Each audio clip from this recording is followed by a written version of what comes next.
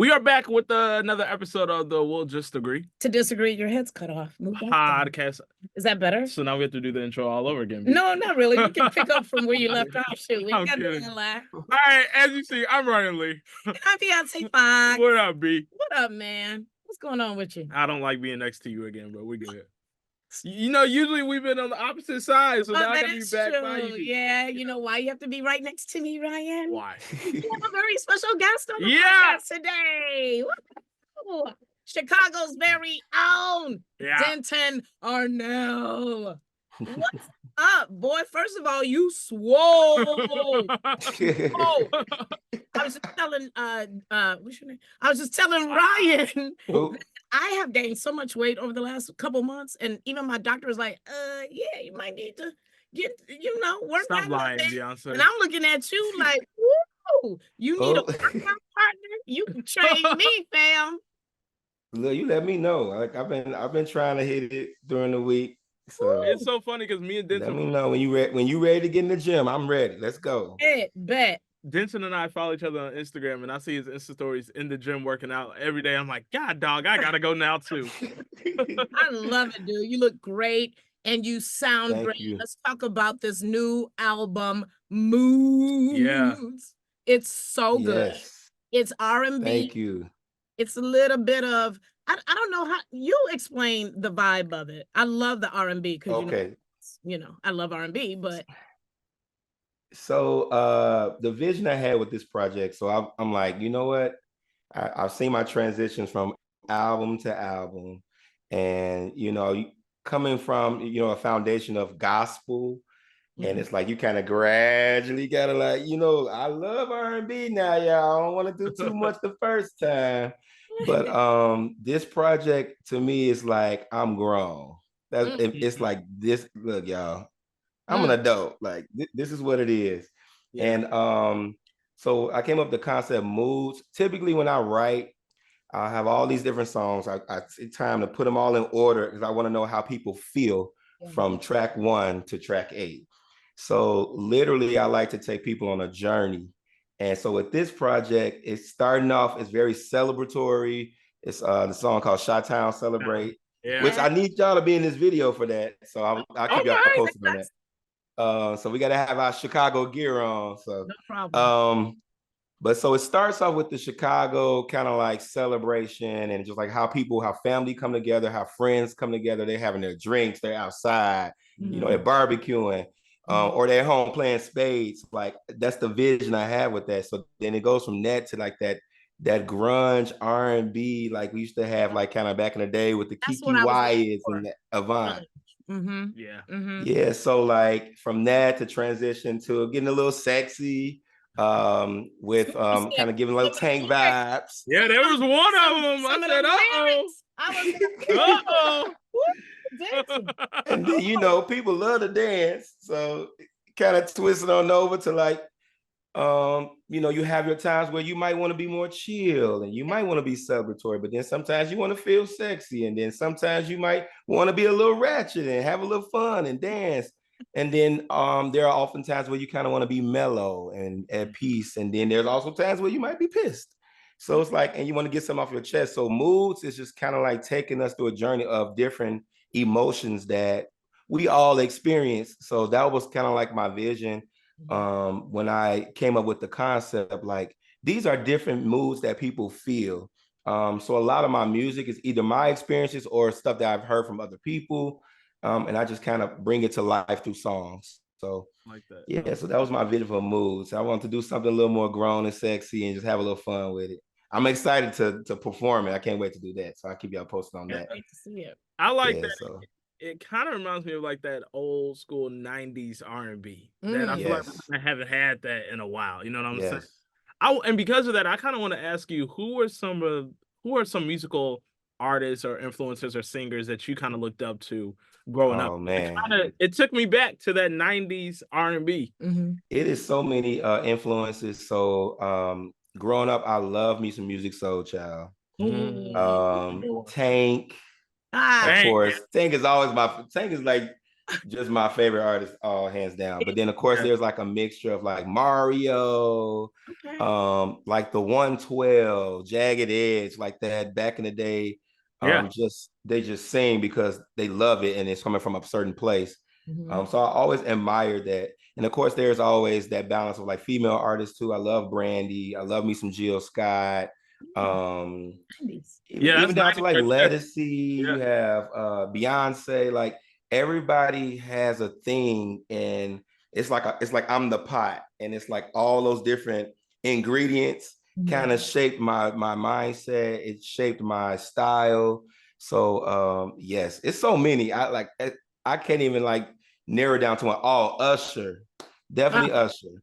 I was literally just talking to a friend of mine. I'm like, I just saw a tour online. I'm like, you know what? Let me go ahead and save my money now. Okay. So I can try to go if I got to go in November or something. But all of those artists, like these are artists that have paved the way, that have inspired, independent young artists like myself. And it's just like, I admire them and I see how their transitions, like, and they're still going. Like Usher it's like it's never stopped. Records, it's never stopped. Like he still can be. You can put him next to any artist. It's like, and the thing is, I like his confidence. This is just who I am, and he does it like it's nothing. And so I admire that, and that's something I aspire to have. That kind of that thing where it's like, look, I'm an artist. I'm human, but this is what I do. And so. But yeah, the list is long. I have some great influences, even down to jazz artists. I do play piano, so I've been playing since I was like 4 years old. So I have jazz artists that inspire me. I have musicians that are locally in Chicago that have inspired me, that have taught me a lot in my foundation. So yeah, I have been inspired, and I give credit where it's due. So yeah. Speaking of inspiration, let's go a few years back. You, of course, were a contestant on The Voice. Yeah. And that was a very special moment, I'm sure. You were coached by the great John Legend. Yes. How did that experience being on The Voice inspire what you're doing now with this album Moods, and just your career in general? Because that was a huge platform. I mean, you were on national. Absolutely. Absolutely. The Voice, when I say that was a life-changing experience for me, and it opened so many doors. So a lot of times people see it on TV, they want to go on these shows, like their goal is to win. When really you're winning just from being on the show. Like once you get a presence and once you're seen and you get that exposure, you just have to know how to work it. So that's down to so what I've taken from that experience is be humble. Everybody play their roles, the camera crew, the sound engineers. Like you have to be genuine and nice to everybody. And I noticed even from when we were doing like B-roll, I'll be in the bathroom getting my clothes together, and one of the camera crew was like, "Hey, keep that attitude." And I'm like, "You was watching me?" Like, "Oh man, wow." So that opened my eyes to say, you know what, you have to treat people how you want to be treated. Nobody's better than anybody. You just be great at being who you are. And it also allowed me to build relationships. I've gained so many great friends from the contestants that were on the show. Even some of the talent scouts, they have reached out to me, checking on me. John Legend, as you know, saying he's so cool and laid back. And, sometimes you meet celebrities and you like, they're not gonna say nothing back. Like, this is just for the show. But I have reached out to him over the years, sending him tracks of my songs. I have sent him music, and he actually responds. So like even recently with this new project, I'm like, hey, because he's a Capricorn, so I gotta shout out my Capricorn people. 28. So I was like, man, happy belated. And I sent him the new music. He said, hey, I'm gonna check it out. So just the fact that you even responded to say I'm gonna check it out was it just means a lot to me. And it shows it's just not just that one experience, but also from being on that show. And then having that on my resume, I have gotten many jobs from that. Even in the school system, because I work in education. So teaching music, and like when people see that voice on your resume, it's like, what is this coming from? Yeah. But that show allowed me to also pour into other artists and younger artists that are inspiring to be on the show. I get them the ins and outs, what to do, what not to do. And I've gotten at least 2 or 3 people on that show since I've been there. And a couple of them made it past me. I gave them like, look, this is what you do when you're there. This is what you do when you're in the hotel. This what they're watching on. Like, and they took heed to that. And I watched their progression from their episode. I'm like, man, they made it past me, you know, but it felt good because it's like, that's what it's all about. It's not, I'm not trying to hold the blessing to myself, you know, like I want to be able to share this blessing. So when I pour it into you, you should pour it into somebody else. And it just continues to uplift other people. So like, and you know, like Beyonce, you know, like I have like my mentorship thing. So I'm still kind of getting that off the ground. I've done a program in schools. So these are things that when people, especially my students now, they be like, you was on The Voice, like, what you doing here? Like, why are you here with us? I'm like, I like kids. I love working with you. Like, this is what my heart is. So they just kind of have this mentality, like, you're supposed to be famous somewhere else. Like, you ain't supposed to be dealing with kids. But it's like, no, this is what I know what I'm called to do. I know what my purpose is. Yes, music and arts, but I'm called to inspire and pour into young people. So especially kids that are in broken homes, you know, don't have really parenting. Like, those are the students or the kids that I am connected to, and those are the ones I'm supposed to reach. And so yeah, the Voice, all that experience, it shaped me to be who I am. It shaped my professionalism. It showed me like the ins and outs of TV, just seeing the behind the scenes and how they work. And it's like, man, what people see on TV is not what really happens.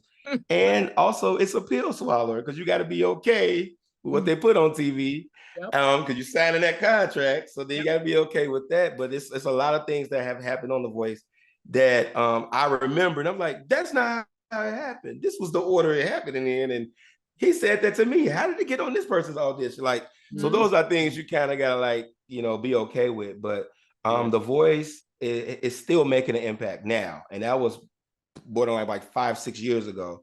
And even now, I'm still getting opportunities in different fields. It's not even just music fields. It's even corporate. It's in education. And like once people hear like, man, you have made this accomplishment, it's like they're more receptive, they're more open, and they want you to be a part of whatever they have going on because they want that inspiration to come into their organization. So I'm grateful for that opportunity. I do not have any regrets of going on the show. Life happens. Life is what it is. And I'm grateful that even now I can stand before you knowing what I've been through the last 6 years and still feel like I just went through like a fire and came out like gold. Like that's how I feel now. So this season that I'm in currently, and I just hope like even when people, when they even watch this and they're listening to this, that, you know what I'm saying, like life is going to hit you, it's going to throw curveballs, but you are more than capable of getting through it. This is just all shaping. So yeah, that's where I'm at. You had briefly touched on it, but can you talk about being in the education system and how you have incorporated music with your students as well? Oh, absolutely. Let's say that you are dean of students. Yes. At high school. That in and of itself is huge. For a black man out here being the dean of students, and you're so positive, you're so inspirational. And I just think that that is amazing because these kids, especially our young boys, get to look at a black man, someone who they can, you know, not idolize, but for lack of a better word, look up to, someone that can say, oh, wow, that's me. That's like my uncle. That's like my father. That's like my, you know what I mean? So I'm so proud of you in that regard, man. That's huge. You went up those ranks real fast in the Thank you so much. So yeah, that transition was it was pretty interesting because I started off as a teacher. I was teaching for almost 14 years in the classroom, teaching music theory. And but it's like, you know, how you have the skill to do certain things, but you didn't know, you never put the title to it. Like, so I've been always connected. How I deal with my students as a dean is how I dealt with them in a classroom. So like, I always try to make an impact. So to go from teaching music, I was at Chicago High School for the Arts for a couple of years. So I was teaching first, transitioning to administration. And then from that point, from administration. I became a dean in there, and it's like, oh wow, this is what I've been doing already. Now it's just, you got to add the paperwork to it. You got to add the reports to it. It's more of the technical parts. And then from there, going from a school that had maybe 600 or 700 students to now being a dean of students at Taft High School, has 3,000 plus students. It is just amazing how the elevation is happening so quickly and so fast. But yet I'm still here and able to do it, because I feel like if it comes my way, it's coming my way for a reason. So it has to mean that I'm able to do it. So the transition from that and now being a dean at Taft High School, which is a very diverse school. It's not even an art school. So it's very different, and you have to deal with all different types of people and different types of students. And I like the challenge because it shows that it doesn't matter your race, it doesn't matter your ethnic background, it doesn't matter your religion, it doesn't matter any of that. It's like when you're loving and you're being genuine, it's the same. It's neutral. Being genuine and being loving person and being nurturing it's all the same, whether the person is different from you. So this experience now being at Taft High School, it's been amazing. I work with some great people. My principal is pretty cool. He has tattoos on his arms. I was like, oh, finally, I've got a principal that I can connect to a little bit. You know, I love tat. So, but even my team, like my bosses, the APs, like they're so supportive, and we're like in the process of creating a good culture and climate for the school, and balance, and teaching students how to deal with each other, how to have social and emotional skills. So that's been something that has been a struggle these past few years since the pandemic. Because it's easy to get on Zoom, do your class, close your computer. But now you're in the classroom, you have to deal with those students. You have to know how to work with others, team building. So now to be in a bigger platform, I spoke with the principal last semester about implementing a music program at Taft. So I'm going to be in the works of working over the summer to kind of get that together.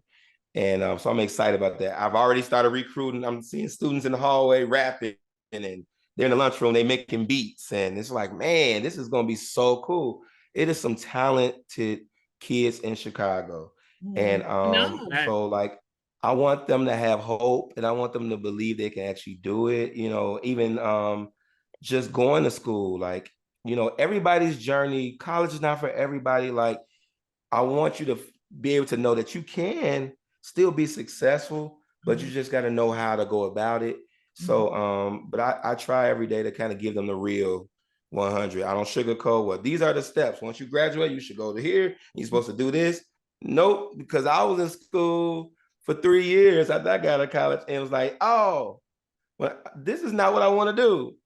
I hate I waited my 3rd year, but I realized sometimes life will hit you like, no, this is not what you want to do. I was at Northern for 3 years as a business marketing major. That is not what I wanted to do. And I only went to Northern because my cousin was there. So I wanted to play for the choir. I heard they was cold. They was killing. Went to their concert. So I was like, that's really why I was there. But I ended up transferring to Columbia College downtown. And that was a great experience. It opened my eyes to a whole nother world. And I wanted it both sides. My degree at the time that I graduated from Columbia was with music business. And that's what I wanted. I want that balance of music in industry. I want that knowledge of how to do contracts, how to look over contracts. If I want to be an agent, how do you do that? So I gained that experience there. And now here it is years later, I'm back in school. So I'm in school for my master's. Yes, getting that master's. Yeah, and I'm trying to get my administration certification too as well. Cause I'm thinking in the future. There you go. I might, kind of go into that role, maybe be an AP or something, or maybe a principal. I don't know. But at least I had a credentials under my belt and the experience. But yeah, so education, I love it. This is I'm officially part of CPS. I wasn't a CPS employee at per se. I worked in CPS schools, but it was more contracted. So now to actually be officially a part of the CPS employment world, it's pretty different. It's pretty cool. a lot of things. I'm like, wait a minute, kids can do this. They're allowed to do this. They're not gonna get in trouble. They're not gonna get expelled. They're like, welcome to CPS. I'm like, okay, well, let me go ahead and stay in this battlefield. It is. And But I'm yeah, so so that's happy. kind of been my experience with the educational world. So happy for that, Denton, again, because you are a role model to a lot of kids, whether you know that or not. I mean, I'm big on mentoring, have been doing it for many, many years. And if you can just save one child, that makes a difference. And trust me when I tell you, you get in the trenches and you're working so hard and you're doing all these speeches and talking to kids and literally getting in your car and going to their homes sometimes. Yeah. I'm telling you, to this day, you will get calls from parents, aunties, uncles saying, thank you. Yeah. My child is now in her 3rd year in college. You mentored her when she was 7. She still remembers the things you taught her. I'm telling you, dude, stay on course. Yeah, no absolutely. matter when you think it's getting rough and tough, it is worth it. So I'm so proud of you. So happy for you. Thank Getting you back so to much. the album real quick before we let you go, how can people get the album and how can they get in touch with you? Absolutely. So the album is on all digital platforms. You got Apple Music, you got Spotify for my Android users.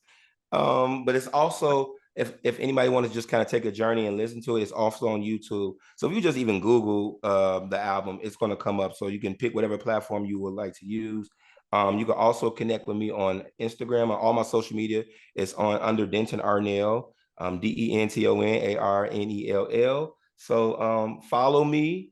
I'll try to follow back. I know Instagram has a little cap on how many people you can follow, but I'll at least be able to even see you come on my page, and feel free to look through my page, see some of my performances, check out some of the music I put on my page. But yes, you can reach me on all social media, and my music is on all digital platforms. I have other albums. Take a journey and look at the previous projects. Cruising album. I still listen to that now. It's like I bumped that in the car. Like, man, I forgot all about this. So with being an independent artist, you're gonna constantly promote old music. So what's old to me is gonna probably be new to you. So but yeah, so you can follow me on all social media platforms. I'm on Facebook, Twitter, Instagram, TikTok under the same name, Denton Arnell. So man, congrats to you though. Congrats. Thank you so much, y'all. To see the progression. Congrats on what you're doing in the schools. I love that you're now about to be mixing the both of them. For real. And like Beyonce said, please keep going. Like absolutely. Yeah, that's a good look. Yeah. Well, we love you. Chi-Town's very own Denton Arnell. Yeah. And let us know when you're having your next performance. You know, I'm gonna be right there front and center, man. Yes. Will do. Don't sing at it though, Beyonce. Why not? Don't sing at it. Let Denton do the singing. Okay, I guess I will. I'll let you do I'm gonna have to call you up for a song. I'm gonna have to call you. No, Denton, no. I'll call you up. No. I'll make it easy. Man. I'll give you I'll make the line easy to say. Denton, I'm trying to let your career go up. You ain't going down. Love you, man. Take care. See ya. Love you too. Thank you. Peace. All right, peace.